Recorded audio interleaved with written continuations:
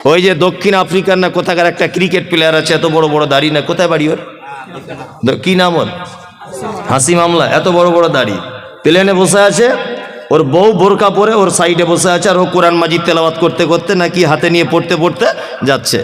Internationally cricket খেলছে একজন দামি লোক, এত বড় বড় দাড়ি, তার বইয়ের লজ্জা লাগে না?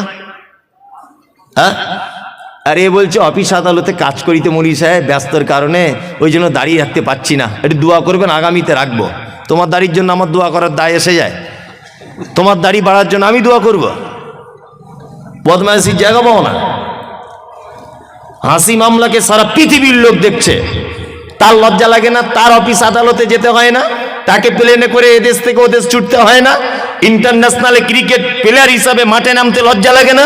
আর তোমাকে পুলিমদার লোক চেনে, সারগাছির লোক চেনে, গোটা মুর্শিদাবাদের লোক তোমাকে চেনে, কেউ চেনে না। তোমার লজ্জা কিসের? লজ্জা লাগছে, আশ্চর্য ব্যাপার। এটা ফাঁসাকে, কারণ এটা একটা বড় পাপ, এটা বড় পাপ জানার পরেও ও যে চাচ্ছে বারবার, এই কারণেও ফাসেক। তবে একটা কথা বলে দিচ্ছি, ফাসেক আপনি যদি এই কাজের কারণে হন, তাহলে আপনাকে তওবা করে ফেরত আসতে হবে। এখন রাস্তা আছে যে আপনি ফাসেকে আছেন, কি বলছি মাথায় থাকবে এটা, তওবা করে ফেরত আসুন। আর একটা কথা বলছি, আপনি পুলিন্দা মাদ্রাসায় 1 লাখ টাকা দান করেছেন, এসব বাস্তব কথাগুলো কেউ তুলে ধরে না। পুলিন্দাতে 1 লাখ টাকা আপনি দান করেছেন মাদ্রাসাতে, এখন এই মাদ্রাসায় দান করেছেন, প্রত্যেক বছরে করেন, আপনি মারা গেলেন। আচ্ছা বলুন তো, আপনি যে মারা গেলেন, আপনার কাফন জড়ানো আছে, সবাই আপনার মুখটা দেখতে আসছে, দেখতে আসে না? কাফন থেকে মুখটা বার করে দেখে। আচ্ছা বলুন তো, আপনার মুখটা দেখে বুঝতে পারবে যে এই লোকটা বড় দানি ছিল? দেখা যাবে, বোঝা যাবে না? আত্মীয়তার সম্পর্ক আপনার ভালো ছিল, আপনার মুখ দেখে কেউ বুঝতে পারবে যে লোকটার আত্মীয়তার সম্পর্ক ভালো ছিল? বোঝা যাবে? যাবে না। পৃথিবীতে একটা মাত্র চরম পর্যায়ে সুন্নত আছে, সেটা হচ্ছে এই, যদিও দাড়ি রাখার ব্যাপারে কেউ কেউ বলেছে দাড়ি রাখা ওয়াজিব, বাধ্যতামূলক, ফরজের সমতুল্য। কি বলছে বুঝতে পারছেন? আচ্ছা বলুন, পৃথিবীতে একটা মাত্র আমল আছে, যে আমলটা মানুষের কবর পর্যন্ত প্রমাণ করে যায়, তার নাম দাড়ি। মানুষ মারা গেলে দাড়ি চেঁচে কবরে ঢোকায় না, এই অবস্থায় দেয়, এই অবস্থায় দেয়। অন্তত পক্ষে ফেরেশতারা দেখে বলবে আমাদেরই দলের লোক ছিল, অন্তত একটু আরাম হতে পারে হিসাবটা, বুঝলেন না? আর একেবারে শ্যাম্পু করা লোক যদি ঢুকে যায়, ফেরেশতারা যদি বুঝতে পেরে যায় এই ঢুকেছে রে, এবারে হিসাব কড়াকড়ি করে মার, বলবে কি বলবে না? বলবে, এটা বাস্তবতা। এইটা দেখে অন্তত পক্ষে ফেরেশতারা বুঝতে পারবে যে এটা আমাদেরই লোক ছিল, বুঝতে পারবে না? হ্যাঁ, অনেক তো মেয়েরা আবার আছে, দাড়িওয়ালা ছেলে বিয়ে করতে চায় না, করে না? অনেক মেয়ে, ও কলেজে পড়ে নাকি একটু মডার্ন হয়েছে, শুনছি বলে কলেজে পড়ে মেয়েটা, বিশাল ডিগ্রি করছে, ওই জন্য দাড়িওয়ালা ছেলে পছন্দ করে না। অথচ যখন বিয়েতে বসে, ওর বরকে বলে দেয় ভালো পাঞ্জাবি আর ভালো টুপি পরবে, কিন্তু বিয়ে করার সময় দেখছি আব্দুল কাদের জেলানির মতো পাগড়ি আর পাঞ্জাবি পরে যাচ্ছে। কেন আন্ডার প্যান্ট পরে আসতে বলতে পারতে? মৌলভী সাহেবদের পছন্দ করো না, দাড়িওয়ালা পছন্দ করো না, তা বিয়ে করার সময় আমার ঢং করে মৌলভী সাহেবের মতো ব্যাগ ধরতে বলছো কেন? যে পাঞ্জাবি পরতে এসো, আপনাদের এখানে বিয়েতে পড়ে বাচ্চা কাচ্চারা পড়ে, আবার বিয়ে করতে এসে এইরকম করে আছে মুখে রুমাল দিয়ে, মানে এত লজ্জার ব্যাটাও আর কি। 3 লাখ টাকা পণ নিয়েছে হারাম কর, তখন লজ্জা লাগেনি। 4 লাখ টাকা পণ নিয়েছে, 8টি আর গাড়ি চেয়েছে, তখন লজ্জা লাগেনি। আর বিয়ে করতে গিয়ে এরকম করে বসে আছে, মনে হচ্ছে কোমরে লাঠি মেরে কোমরে হাড় ভেঙে দিয়ে। হারাম কর 3 লাখ টাকা চাইতে সবার সামনে লজ্জা লাগলো না, আর ঘোমটা দিয়ে বসে আছে, মানে লজ্জাপতি গাছ বেটে খেয়েছে। লজ্জা সরব আছে তোমার? বিয়াদব কোথাকারে, বাস্তব না অবাস্তব বলছি? পঞ্চাইতে লজ্জা লাগে না বেটির বাপের কাছে, বেটির বাপের কাছে টাকা চাইতে লজ্জা লাগে না, আর বিয়ে করতে গিয়ে পুরুষ মানুষ রুমাল দিয়ে বসে আছে এরকম করে, মানে কি একেবারে লজ্জাশীল পুরুষ। লজ্জা শরম থাকা দরকার। ওই জন্য যে সমস্ত মেয়েরা এ ব্যাপারে আপত্তি করেন, আপনাকে আমি বলে দিয়ে যাচ্ছি, কোনো মেয়ে যদি নিজে আপত্তি করে যে দাড়িওয়ালা ছেলে বিয়ে করব না, আমি মুমতাজুল ইসলাম বলছি আপনি তার থেকে দূরে থাকুন। আখিরাতেও কল্যাণ হবে, দুনিয়াতেও কল্যাণ হবে। আপনার আখিরাতেও কল্যাণ, দুনিয়াতেও কল্যাণ, কারণ ও নারী নামের হস্তিনী। আল্লাহ নবীর একটা সুন্নত, আল্লাহ নবীর একটা কঠিন পদক্ষেপকে যে মেয়ে অঙ্গীকার করে সে মেয়ে মুসলিম থাকতে পারে না। শুনুন, আপনি নামাজ পড়েন না আলাদা ব্যাপার, আমি আপনাকে ধরেছি যে ভাই আপনি নামাজ পড়া ধরুন, আপনি বলছেন মৌলভী সাহেব লজ্জা লাগছে আপনাকে দেখে বারবার নামাজের কথা বলেন, সত্যি আমি খুব অপরাধী। ও মুসলিম, ও জানে নামাজ ফরজ, কিন্তু আমাকে দেখে ও লজ্জা পাচ্ছে, তার মানে ওর ভিতরে আল্লাহর ভয় আছে, একটু চার্জ দিলে ও নামাজ পড়া ধরে যাবে। কিন্তু একটা লোককে নামাজ পড়ার কথা বলতে গেলাম, সেই লোকটা আমাকে বলছে তুই নামাজ পড়ে কি পেলি, ঘোড়ার ডিম ফালতু, ওর ইমান আর থাকবে না, সঙ্গে সঙ্গে বেঈমান হয়ে যাবে। কি বলছি বুঝতে পারছেন? এই লোকটা নামাজ পড়ে না, একে আমি গিয়ে বলছি চাচা একটু নামাজ পড়ুন, তখন বলছে মৌলভী সাহেব পড়তে পারছি না, কাজের চাপে খুব লজ্জা লাগছে, ইনশাল্লাহ চেষ্টা করব। ও মুসলিম, ও কি মুসলিম? আর উনি যদি এ কথা বলেন যে তুমি নামাজ পড়ে এতদিন কি করলে, আমি ঘোড়ার দিন নামাজ না পড়ে দুতলা বাড়ি করে নিলাম, তাহলে উনি বেঈমান, ও আর মুসলিম থাকতে পারলো না। তুমি দাড়ি রাখতে পারছো না, এটা আলাদা ব্যাপার। মেয়ে, তোমার বাপ দাড়ি রাখতে পারেনি, এটা তোমার বাপের দুর্বলতা। তোমার ভাই দাড়ি রাখতে পারেনি, এটা তোমার ভাইয়ের দুর্বলতা। কিন্তু তোমাকে যে ছেলে বিয়ের কথা বলতে এসেছে, তোমাকে যে ছেলে বিয়ের কথা বলতে এসেছে, তার যদি দাড়ি থাকে, সে তো মুহাম্মদ সাল্লাল্লাহু আলাইহি ওয়াসাল্লামের পদ্ধতিতে দাড়ি রেখেছে। তুমি যে তাকে ঠাট্টা করলে, বিদ্রূপ করলে, বিবাহের জন্য অপ্রয়োজন মনে করলে, আমি তো মনে করি ওই দাড়ি থাকা ছেলেটাকে যদি অপমান করে বাড়ি পাঠায় বা দাড়ি আছে বলে যদি বিয়ে না বসতে চায়, তাহলে ওই মেয়েটাও ঠিক তেমন বেঈমান হয়ে যাবে, কারণ ও একটা চরম হাদিসকে অপমান করার কারণে। খুব বুঝে শুনে কথা বলবেন, হিসাব করে। তবে আলহামদুলিল্লাহ সব মেয়েরা নয়, আমার মাদ্রাসাতে 200 থেকে 250 মেয়ে আছে। আমি এই পর্যন্ত মনে হয় জীবনে কত মেয়েকে যে বিয়ে দিয়েছি তা আল্লাহ ছাড়া কেউ জানে না। কি বলছি বুঝতে পারছেন? অজস্র মেয়েকে বিয়ে দিয়েছি। এই কিছুদিন আগে মেদিনীপুরের একটা মেয়ে আছে আমার মাদ্রাসাতে, এই যে আমার পিছনে বসে আছে শামীম, আপনাদের মাওলানার এখানকার ছেলে আর কি, ও তো যায়, ওরা সব সময়তেই যায়, আমার বাড়িও গিয়েছিল সেদিনও। তা এরা সব দেখে এসেছে আমার মাদ্রাসা। আর একটা মেয়েদের মাদ্রাসা আছে, 200-250 মেয়ে পড়ে আলহামদুলিল্লাহ। আবার মোটামুটি এই তো শামীম গিয়েছিল ভিত্তি স্থাপনের দিনে, 3 বিঘা জমির উপরে ছেলেদের মাদ্রাসা তৈরি হচ্ছে ইনশাআল্লাহ, দোয়া করবেন। হিফজখানা আল্লাহ যদি কবুল করে নেয়, কেউ আর আটকাতে পারবে না, দ্রুত গতিতে কাজ চলছে ইনশাআল্লাহ। শেষ কাজ করতে আমার একটা টার্গেট 1 কোটি টাকার আমরা বাজেট রেখেছি। যদি বলছেন টাকা আপনার বহুত টাকা, তো তাহলে আমার 1 পয়সাও নেই, যা টাকা পয়সা পাচ্ছি সব লাগিয়ে দিচ্ছে, বাকিটা আল্লাহ ম্যানেজ করে দিচ্ছে বিভিন্ন মানুষের মাধ্যমে। যাই হোক, যে কথা বলছিলাম সেটা হচ্ছে এই যে আমার একটা মাথাতে একটা জিনিস কাজ করে, বেদাতিরা একটা কথা বারবার বলে যে আহলে হাদিসরা কোরআন পড়তে পারে না, বারবার এটা কথা প্রশ্ন কিন্তু তারা তোলে না। ওই জন্য আমি সারা পশ্চিম বাংলাতে নিয়ত করেছি একটা হিফজখানা শুধুমাত্র হাফেজ হবে, শুধুমাত্র হাফেজ আর কারি, শুধু কোরআনটাকে শুদ্ধ করে পড়ানোর জন্যে 2 বছরের কোর্স দিয়ে কমপ্লিট করবে ইনশাআল্লাহ, এরকম মনোবৃত্তি আছে।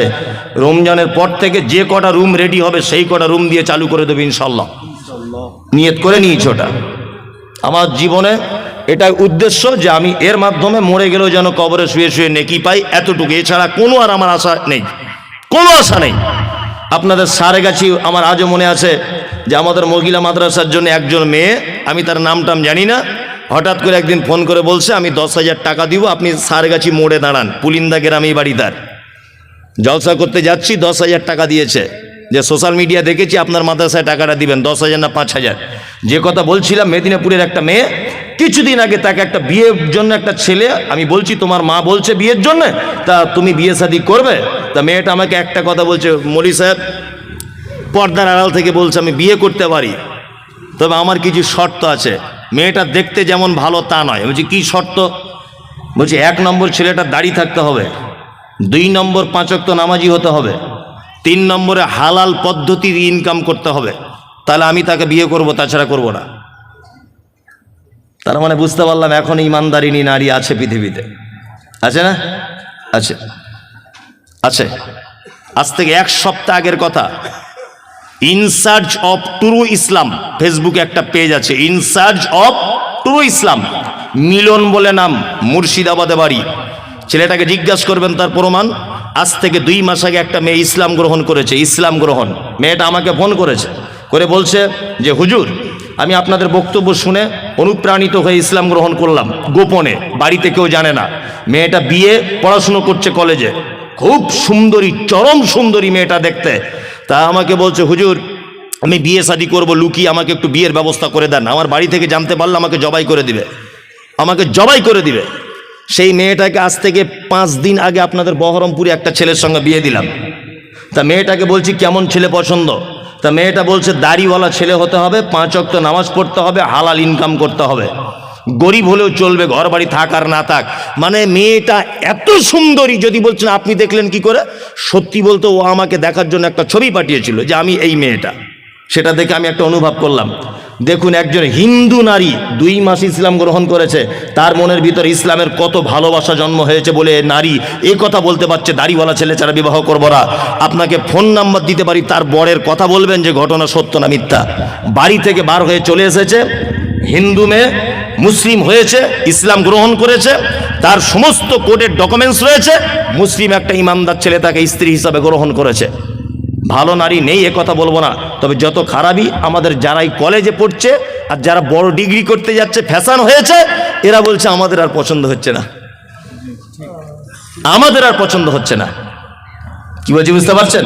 দূরে থাকবেন। আল্লাহ তুমি আমাদের ফাসিকি থেকে বাঁচার তৌফিক দান করো, আমিন বলুন, আমিন। চলুন আর একটা ব্যাখ্যা করে দিই, তারপরে আর একটা করব, সেটা হচ্ছে মুশরিক। নাম জানেন মুশরিক? মুশরিক, মুশরিককে শিরিক করে, উনি ভালোই বলতে পারছেন, শিরিক করে মুশরিক। এবার আপনাকে একটা কথা বলে দিচ্ছি, শুনে এখানে, এ কথা বললে তো আরো আপনি আশ্চর্য হবেন। হিন্দু, মুসলিম, জৈন, খ্রিস্টান, হাঁড়ি, চুয়ার, চামার, বাগদি, ছুতর, মেথর, পৃথিবীতে যত জাতির মানুষ বসবাস করে, যত ধর্মের মানুষ বসবাস করে, কোন ধর্মের ভিতরে মুশরিক বর্তমানে খুঁজে পাওয়া খুব মুশকিল। হিন্দু, এদের ভিতরে মুশরিক নেই। খ্রিস্টান, এদের ভিতরে মুশরিক নেই। ইহুদি, এদের ভিতরে মুশরিক নেই। হিন্দু বর্তমানে যারা, তাদের ব্যাপারে কোরআন মাজিদে শব্দ এসেছে সাবেঈ। সাবেঈ হচ্ছে তারা। কারা? সাবেঈ হচ্ছে তারা যারা এক আল্লাহকে আল্লাহ বলে মানে, তারপরেও বিভিন্ন দেব দেবীর আলাদা আলাদা ক্ষমতা আছে এটা মানে, এরা হচ্ছে সাবেঈ। একটা হিন্দু ভাইকে জিজ্ঞাসা করবেন এত বৃষ্টি হচ্ছে কে দিচ্ছে, ও এক চান্সে বলবে বৃষ্টি দিচ্ছে উপরওয়ালা, বলবে না? তার মানে ও জানে উপরে একজন আছে। তারপরেও দেখবেন ও লোহা লাকড়ির ব্যবসা করে, কি পূজা করে? বিশ্বকর্মা। তার মানে ওর এটা ধারণা যে লোহা লাকড়ির ডিপার্টমেন্টটা বিশ্বকর্মার হাতে আছে।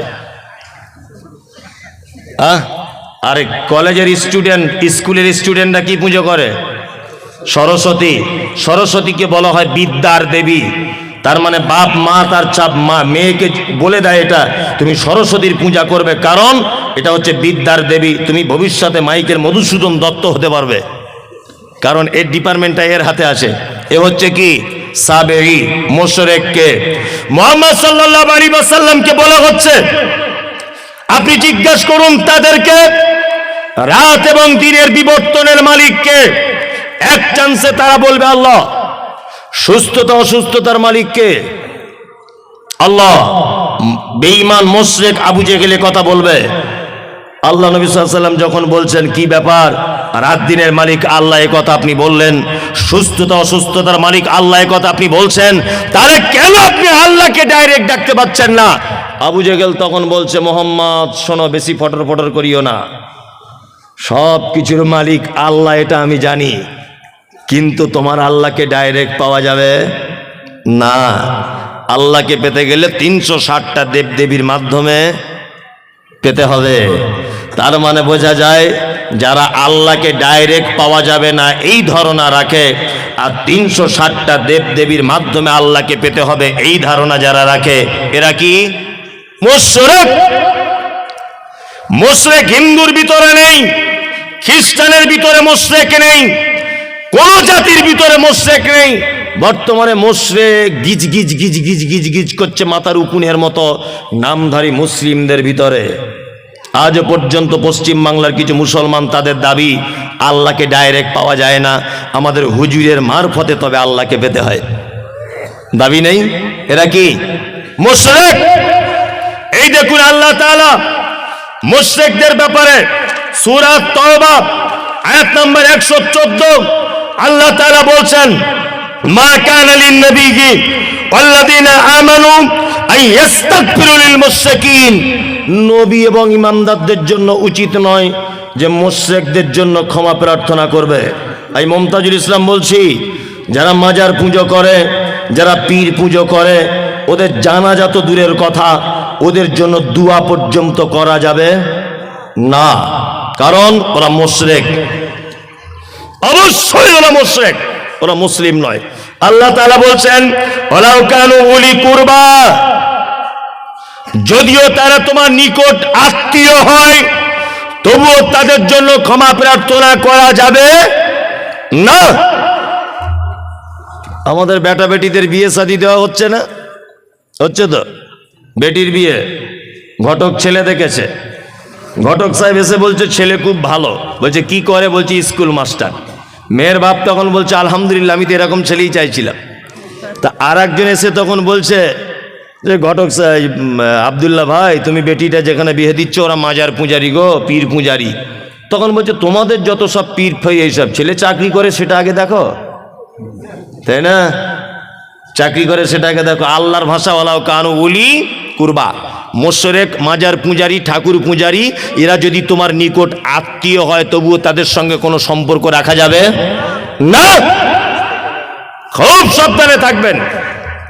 চলুন, এতক্ষণ পর্যন্ত খারাপ লোকেদের পরিচয় করিয়ে দিলাম, এবার আপনাদেরকে পরিচয় করিয়ে দিব ভালো মানুষের সঙ্গে, তার নাম মোমেন। যারা বসে আছেন মোমেন হতে চান সবাই সবাই ইনশাআল্লাহ, ইনশাআল্লাহ।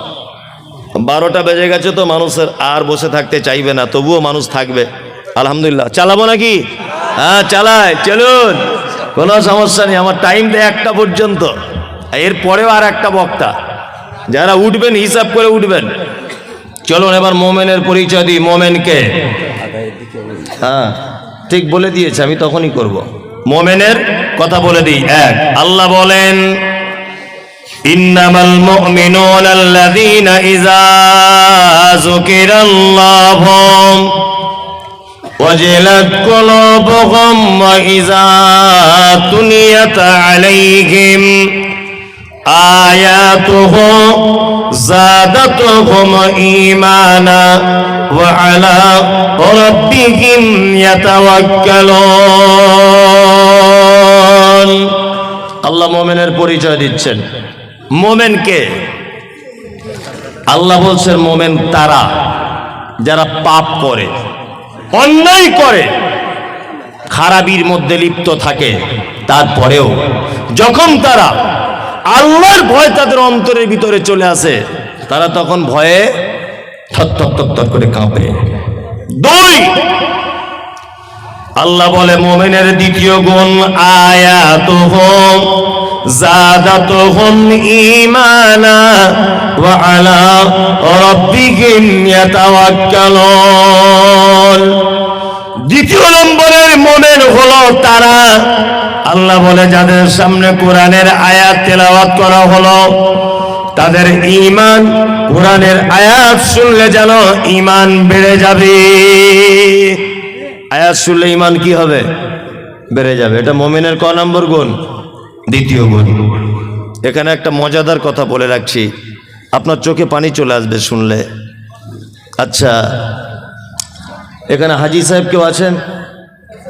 কে হাজি সাহেব? কেউ নেই। তাহলে এমনি সৌদি আরবে গেছেন, মক্কা টক্কায় ঘুরতে, এরকম লোক আছে অনেকজন, হয়তো আলহামদুলিল্লাহ অনেকজন আছেন, আলহামদুলিল্লাহ অনেকজন আছেন, মক্কায় ঘুরতে গেছেন। আমি এই 2.5 মাস 3 মাস আগে গিয়েছিলাম আলহামদুলিল্লাহ। তা আমি গিয়েছিলাম, তো আমার সঙ্গে প্রায় 40 জন মতো মানুষ গিয়েছিল। উত্তর দিনাজপুরের একজন চাচা গিয়েছিলেন, নিরক্ষর লোক, লেখাপড়া টেখাপড়া জানে না। কিছু বাংলাও জানে না, আরবি উর্দু হিন্দি কিচ্ছু বুঝে না, চাষি লোক। তা আমি যখন কাবাতে যখন তওয়াফ করছিলাম, চাচা আমার জামার কলারটা এইভাবে টেনে ধরে রাখছিল। তাই বারবার বলছি, চাচা তুমি আমার জামার কলার কেন ধরছো? হ্যাঁ, বলছি এত লোক যদি হারিয়ে যায়, আমার 3 বিঘা জমি ধান চাষ করা আছে, কি হবে তাহলে? শুধু এই টেনশন। আমি বলছি তুমি মরিবে কি বাঁচবে এটা দেখো, ও 3 বিঘা জমি ধান লাগানো আছে, ওই টেনশন ওর মক্কাতে ঘুম হয় না। কি ভাবলাম বুঝলেন? বললাম তাহলে তুমি ধান যখন লাগানো আছে তুমি এলে কি করতে? হে যাই হোক, ভীতু লোক। তা কাবার প্রথম ইমাম আব্দুর রহমান আস-সুদাইস বেশিরভাগ মাগরিবে আর এশাতে বা এশাতে ফজরে তিনি নামাজ পড়াতেন। আল্লাহু আকবার। উনি যখন কোরআন তেলাওয়াত করতেন, Ethiopia, Tanzania, German, Japan, France, Kuwait, পৃথিবীর যে ভাষাভাষী মানুষ হোক না কেন, চোখ দিয়ে পানি পড়তে লাগতো।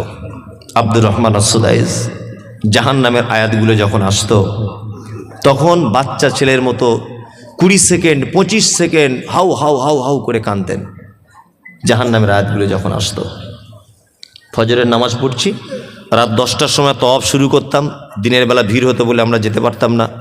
রাত 10টা থেকে ফজর পর্যন্ত তওয়াফ করতাম কাবাতে, আল্লাহ করিয়েছে। যাই হোক, তা তওয়াফ করতে করতে ফজরের যখন আজান হয়, ওই সঙ্গে সঙ্গে সব লোক ঘুরে কাতারে দাঁড়িয়ে যায়। ঠিক বলছি তো? কাতারে দাঁড়িয়ে যায়। আমি দাঁড়িয়ে আছি, আমার পাশে ওই যে উত্তর দিনাজপুরের চাচা দাঁড়িয়ে আছে। নামাজ শুরু হয়েছে, আল্লাহু আকবার। সবাই হাত বেঁধে দাঁড়িয়ে গেল। কাবার প্রথম ইমাম আব্দুর রহমান আস-সুদাইস তিনি জাহান্নামের আয়াত তেলাওয়াত করছেন। আর আয়াত তেলাওয়াত করতে করতে তিনি যেন বাচ্চা ছেলের মতো করে কাঁদছেন।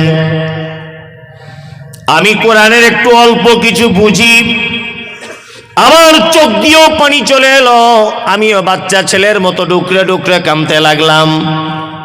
আমার পাশের চাচা কোরআন বোঝে না, বাংলা ভালো করে পড়তে জানে না, অশিক্ষিত লোক। চাচাও দেখছি ডুকরে ডুকরে কাঁদতে শুরু করে দিল। নামাজ শেষ হয়ে গেল।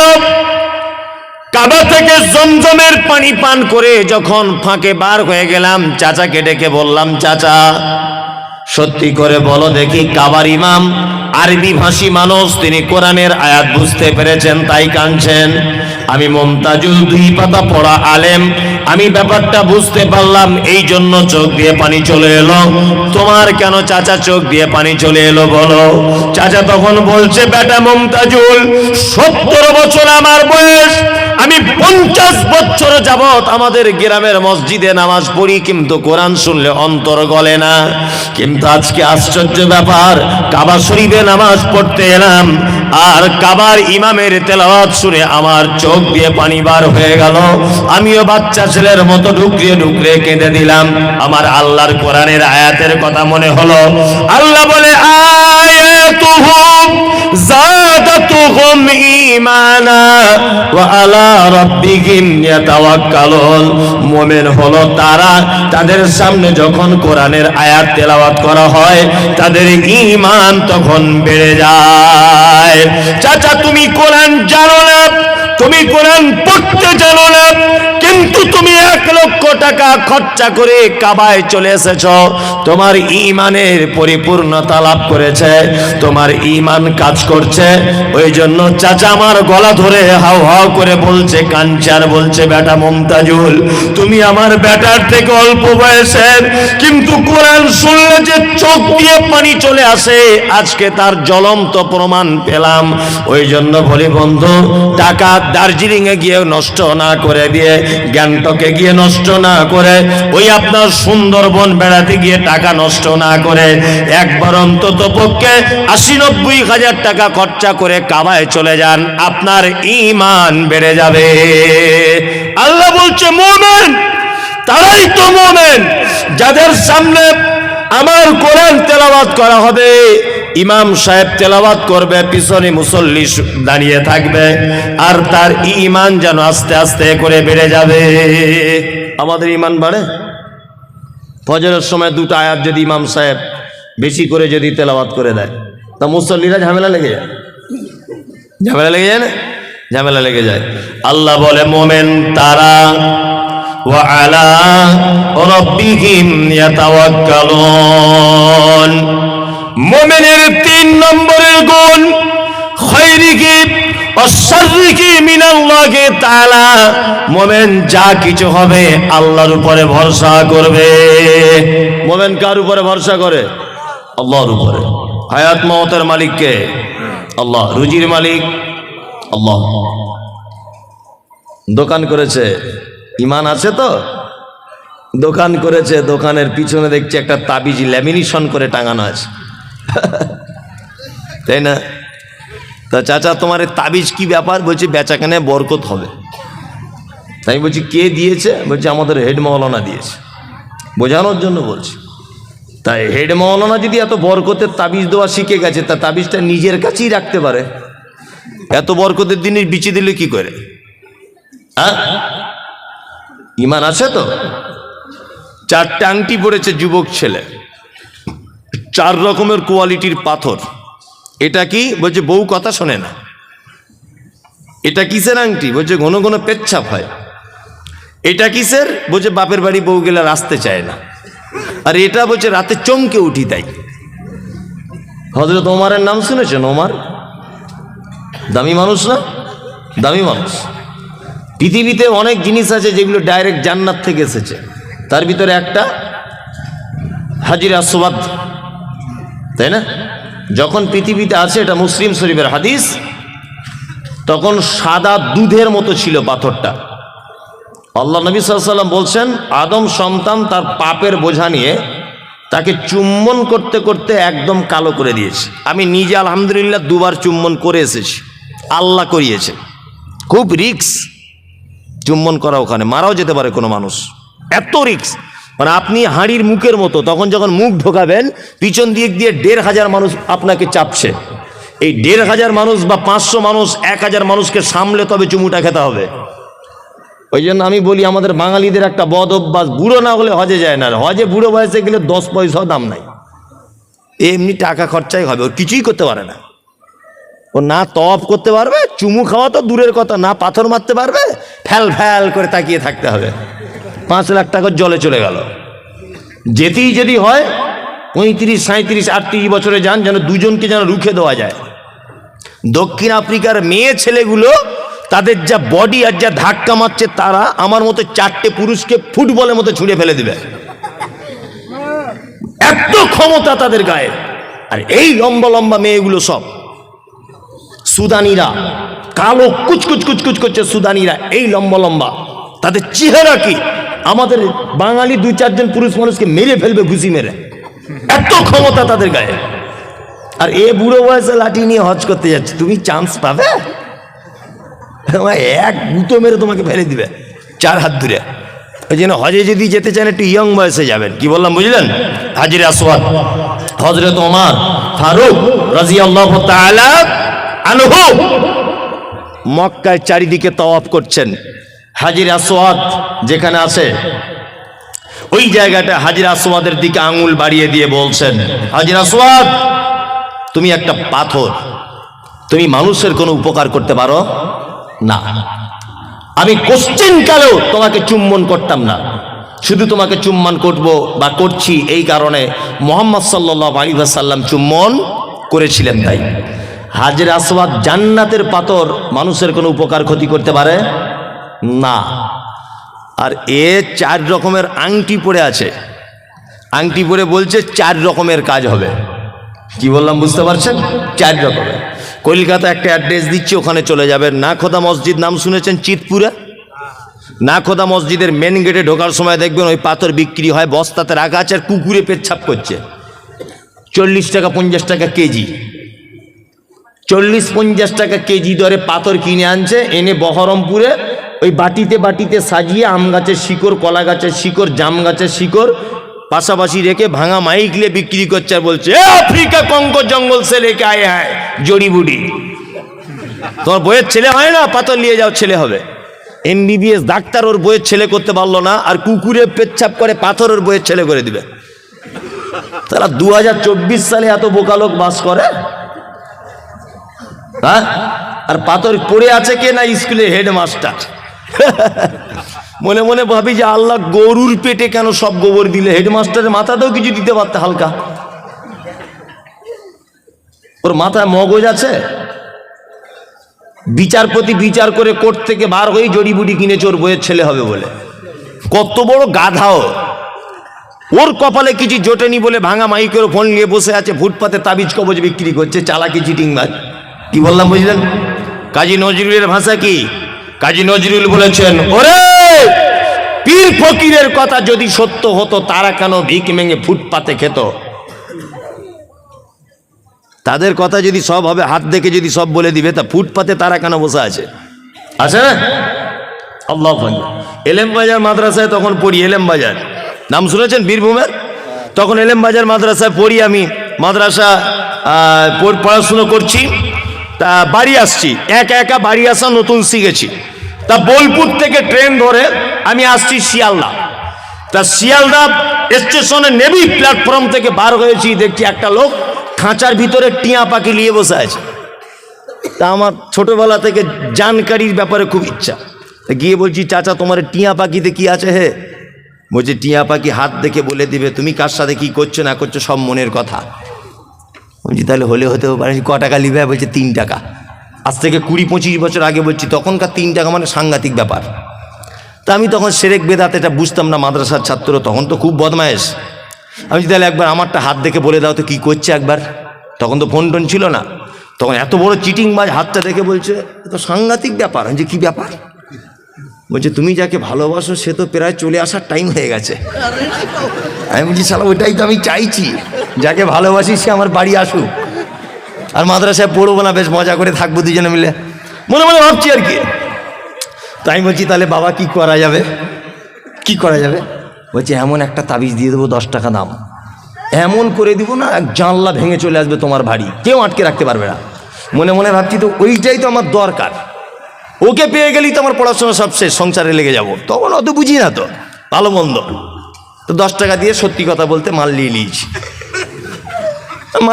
এবারে আগে সে সুইচওয়ালা ফোন ছিল, তখন তো ফোন টোন ছিল না, সে টাটার এরকম বাক্স ফোন ছিল আগেকার দিনে, তাই না? এখন ওই ফোন থেকে মাঝে সাঝে ওকে ফোন টোন করা হতো আর কি। আগে তবু রিং হচ্ছিল, এখন মোটি রিংও হয় না, সুইচ অফ। তা মাথা খুব খারাপ যে আগে তবু তাবিজের আগে তবু ফোন টোন হচ্ছিল না, আলাদা ব্যাপার। এখন তো ফোনে রিংও পাচ্ছে না।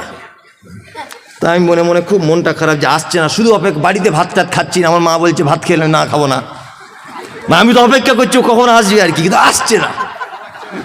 মাদ্রাসায় ফের যখন ফিরে যাচ্ছি আর কি, যে ওকে ধরবো, আর মাদ্রাসায় পড়া ছেলে ও তো জানে না, কঠিন খাতারনাক। আরও যারা মাদ্রাসায় অর্ধেক পরে ছেড়ে দিয়েছে, এরা এই রাস্তা দিয়ে চললে ইবলিশ শয়তান 13 কিলোমিটার দূর দিয়ে যায়। যে হাফ মাদ্রাসায় পড়ে ছেড়ে দিয়েছে, ও যদি এই রাস্তা দিয়ে হাঁটে পুলিন্দার, তো ইবলিশ শয়তান 13-14 কিলোমিটার দূরে চলে যাবে, যে ওরে বাবা সাংঘাতিক, আমার থেকে বড় আসছে, ও ধারে পাশে যাওয়া যাবে না।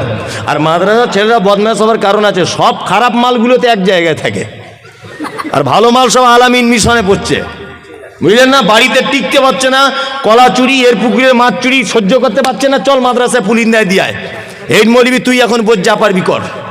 ঘটনা তাই না? তাই আমি তো ভুক্তভোগী, আমি তো মাদ্রাসা চালাচ্ছি, আমি জানি। কি বলবো আপনাকে? তা যাই হোক, তা যাবার সময় তো লোকটাকে বলছি, চাচা কাকা সে ওই দিন তাবিজ দিলে কই এলো না তো। চিটিংবাজদের কি হয় দেখুন। আবার বলছে দেখি হাতটা দেখি, তা হাতটা দেখে এরকম করে বলছে এ তো কঠিন ব্যাপার। যে কী ব্যাপার? ঘটনা কি?